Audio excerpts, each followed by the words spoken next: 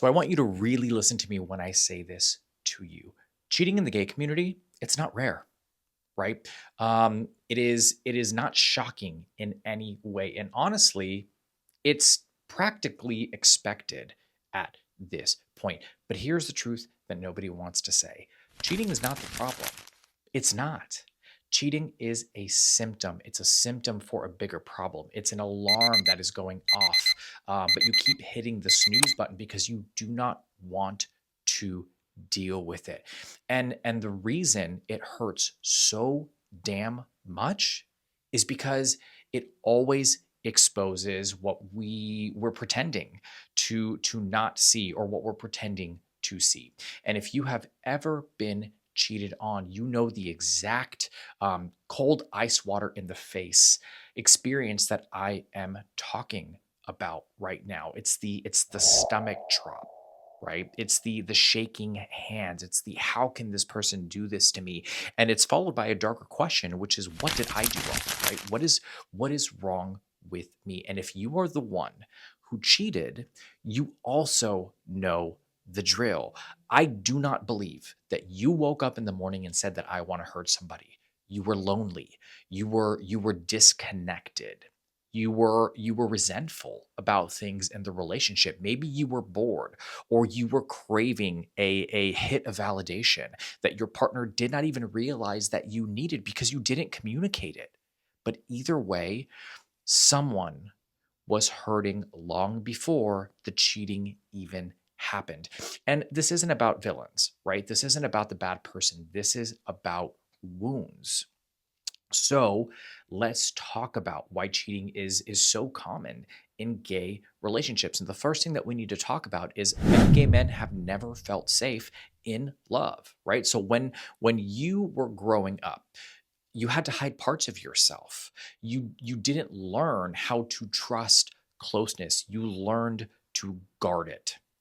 You learned to protect it. You learned to perform instead of reveal.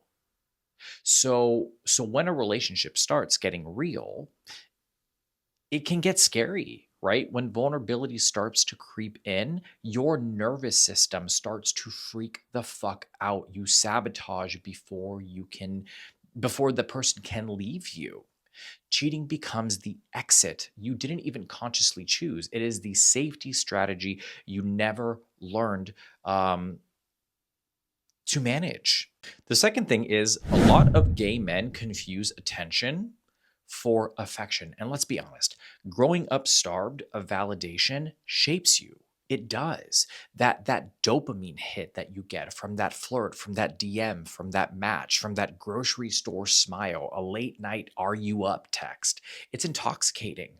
And it's not because you're horny. Maybe part of it is, sure, but it's because it makes you feel seen. When validation becomes your oxygen, monogamy starts to feel like you are losing your air supply. Not because you don't love your partner. That is not what is in question here at all, right? It is because you built your self-worth on people who desire you, on being seen, on getting that attention, on interacting with people on a physical level. The third thing is that many gay men build identity around desirability. So when your body, your sexuality, your ability to attract men becomes a currency, losing that attention feels like you are losing value. It feels like you're going bankrupt to some degree. So when the relationship becomes peaceful, it becomes calm, it becomes stable, you confuse that for boredom, or you confuse that for issues in the relationship because you were accustomed to the chaos. You search for a level of intensity because the intensity feels like proof that you still matter.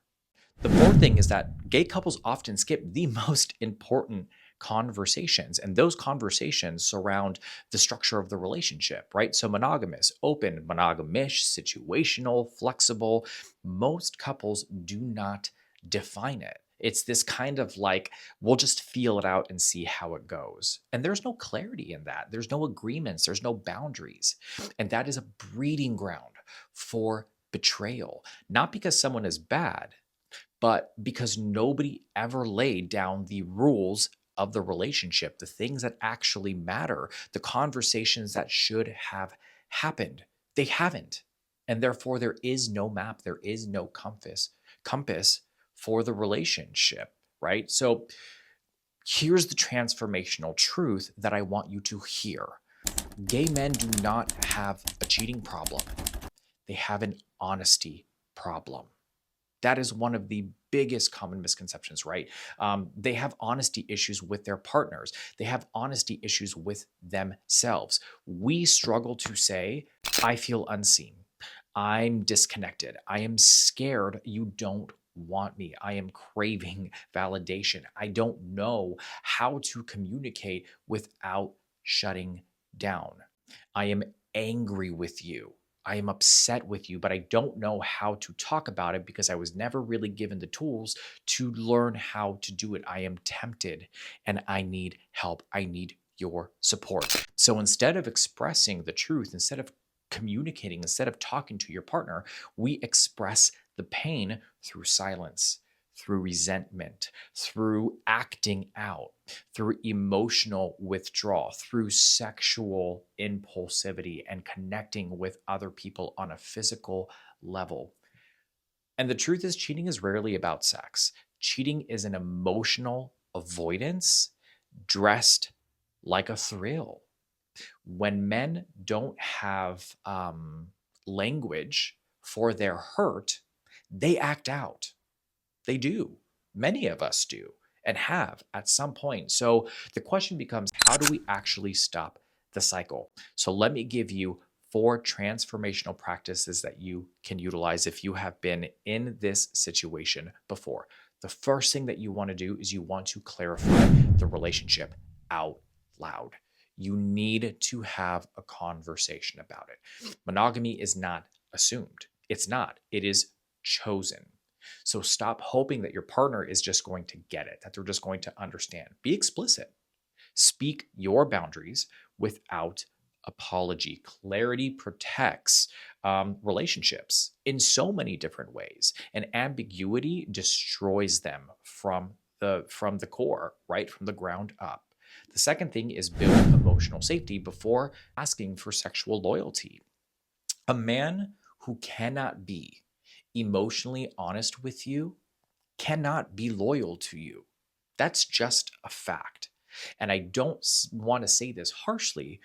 I want to say this with compassion because emotional safety is what makes loyalty possible.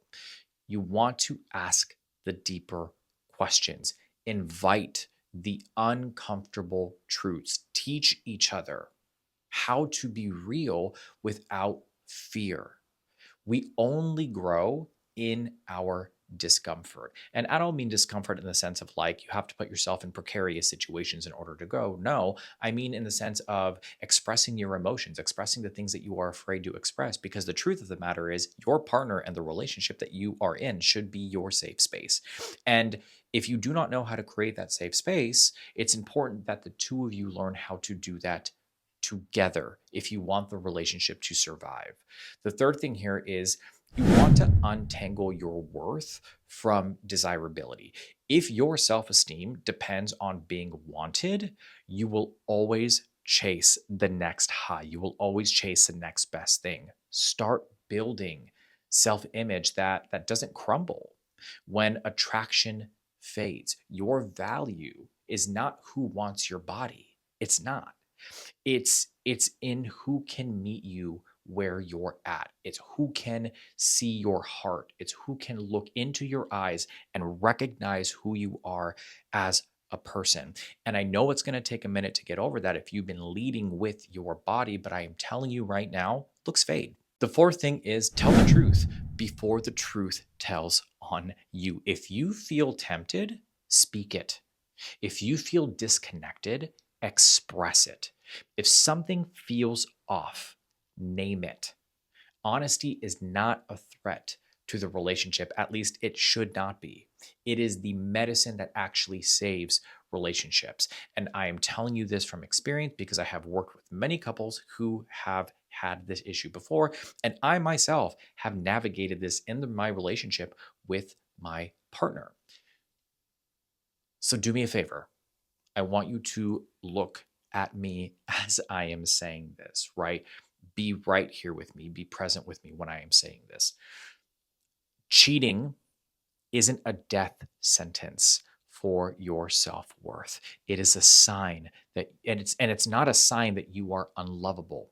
It isn't proof that you are doomed. What it is a sign. It's a call. It's a moment of truth, a moment that invites you into a deeper awareness, a deeper level of communication, a deeper emotional responsibility, and you deserve a relationship that feels safe, that has commitment, that is nourishing, that is honest. You deserve that. But you cannot build a secure relationship while hiding your insecurities. It just doesn't work. You cannot build trust while withholding your truth. And you cannot build intimacy while carrying wounds that you refuse to acknowledge. This isn't about being perfect. It's not. Nobody is perfect, and we never will be. That is a false thing that we chase.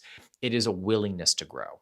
Because when you stop hiding, when you stop performing, when you stop running from your own needs or from your own issues, love finally has a way to reach you. And when it does, everything changes.